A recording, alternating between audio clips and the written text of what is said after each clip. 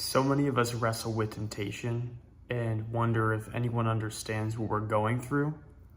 But Hebrews 2:18 says, because he himself suffered when he was tempted, he is able to help those being tempted. So just as Jesus is inside of us, he works through us and brings life into the situation. What is something that you may struggle with that you feel that God's going to bring life in? You know, even in times when we don't feel like there's going to be life in that, right? Like we're broken, we're in a cycle, whatever it is, God is going to move in that. Okay. Hebrews goes on to say to fix your eyes on Jesus Christ. You know, so often we fall into distraction of the enemy. He puts us here, he puts us there. Or maybe you're watching this and maybe that's the distraction, is just scrolling and scrolling and scrolling.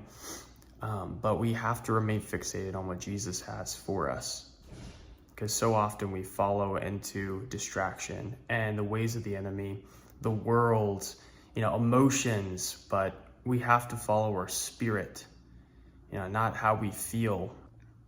I remember when I was in times of struggle, I kept asking the Lord. I was like, what is the answer, God? And I was pulling up the Bible over and over again, which was good that I was going to the Bible. And that's something I still try to do over and over again.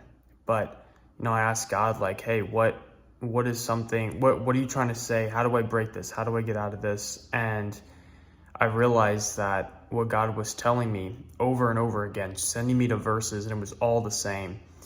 And he sent me to a verse, and once I saw this verse, it changed absolutely everything for me.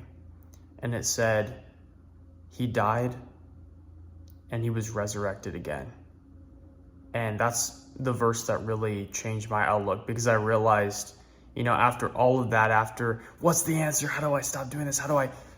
I realized that Jesus is the answer.